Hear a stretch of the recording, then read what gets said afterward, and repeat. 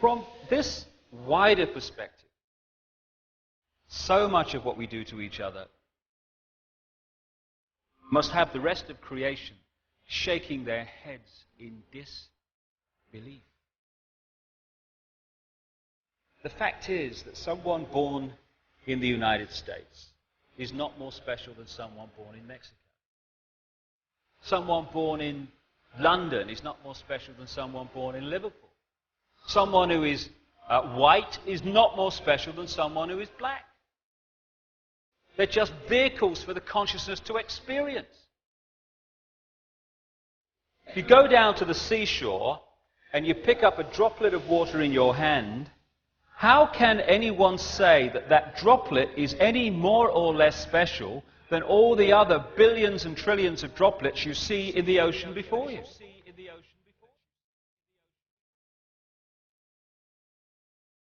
So when I began to understand all this and appreciate this other explanation to dogmatic religion and this world is all there is science, I started to ask a few questions of this situation. Like, how come that this explanation, at the very bottom line least, is as credible as the other two? How come the other two get guaranteed airtime, often no questions asked, here's your airtime, say what you like, and the alternative to both of them is ridiculed, condemned, or suppressed by reflex action? The answer that I came up with was that clearly some people don't want the public to have access to this information. But who? And what? And why? And I began to ask other questions. Like, I don't know about you, but I've met a lot of people in my life, and I can't, to my knowledge, recall anyone who wanted a war, who had any interest in wars, who felt that wars were anything but horrific and to be avoided. So I thought, how come the world's been awash with wars throughout this? Who's behind them? Or what? Or why? Then I kind of looked at this economic system that controls the world. An economic system that is so sane that the more successful it is in its own terms, the quicker it destroys the planet. It's the perfect environmental and human assassin. It insists every year that we take more from the earth even quicker, turn it into even more things, sell even more things, consume even more things, throw away even more things, to worship the real God of the modern world, economic growth.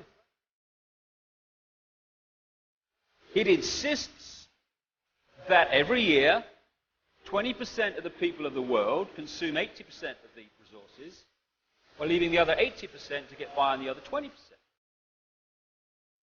Crazy. Of course it is. But that's the economic system, take, make and throw away, that controls your life and mine. And that of 6 billion people nearly. So I thought, what's behind this self-destruction?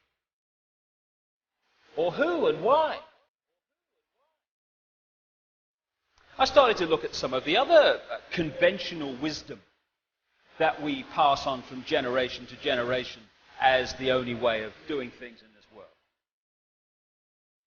The wisdom that says, even though the economic system that I've just described is dismantling this planet, you ask a politician of any party anywhere in the world, what do we do to get out of this environmental situation? And they will say we must have more growth to raise the money to spend on the environment. If I said to you the way to put out a fire is to pour more petrol on it, you'd say he's out of his mind. But that's what the politicians are saying when they say about more growth to sort out the environment.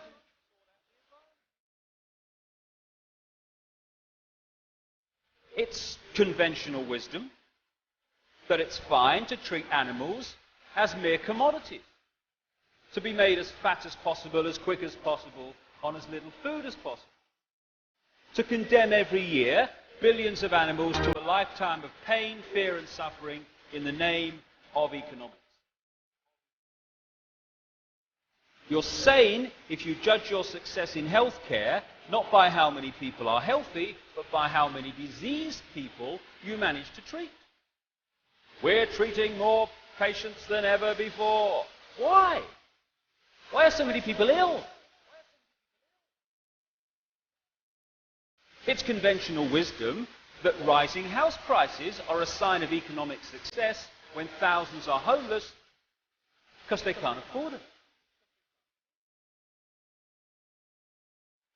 You're sane, finally, if you think it's fine to support a system that is so successful that every year it turns out more suicide, alcoholism, drug taking, homelessness, pain, stress, fear and suffering in all its forms. We'd be in real trouble if this system wasn't working. That is sanity.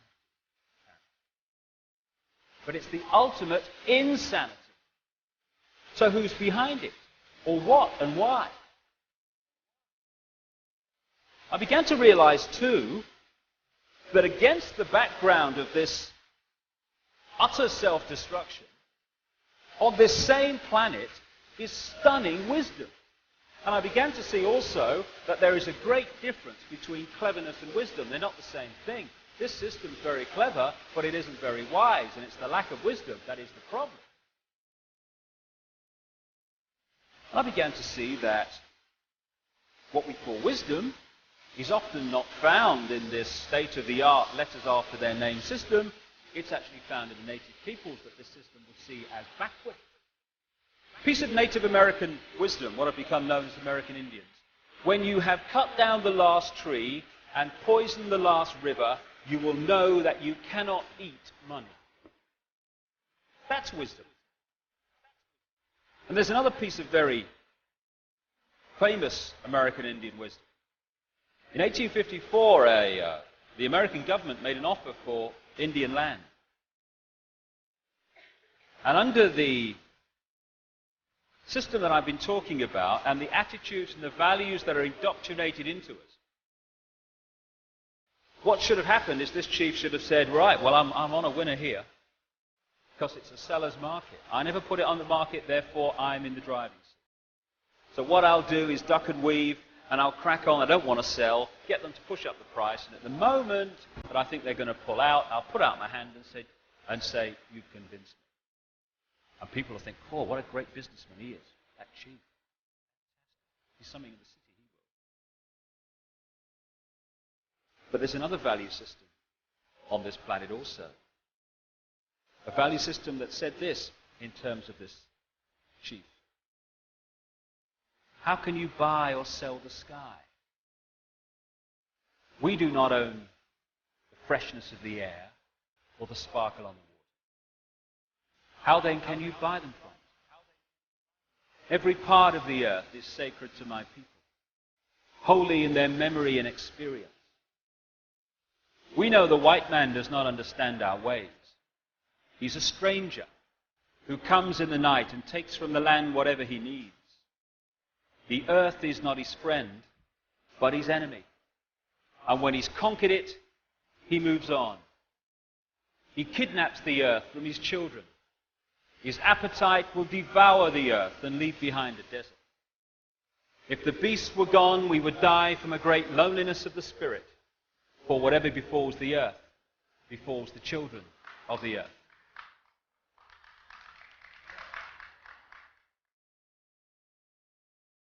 It's sobering to think that those words were spoken in 1854 when you look what has happened.